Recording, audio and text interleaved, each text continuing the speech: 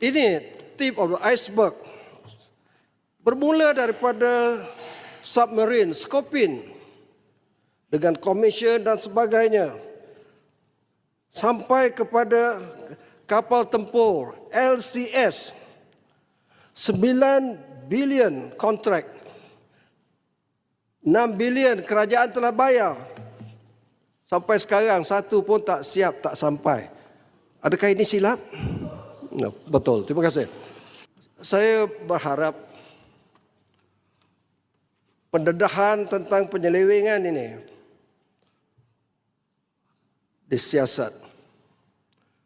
Kita perlu berlaku adil kepada lebih 120,000 angkatan tentera yang amanah, yang menjalankan tanggungjawab, menggadai nyawa, mempertahankan negara kita ini, termasuk berpuluh ribu, malah ratus veteran angkatan tentera.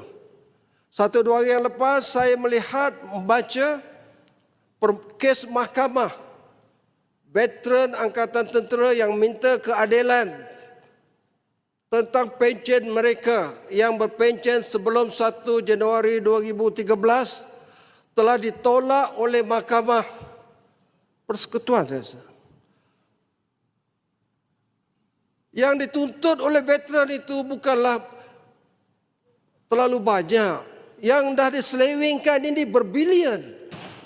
Kerajaan tolonglah anak beranak.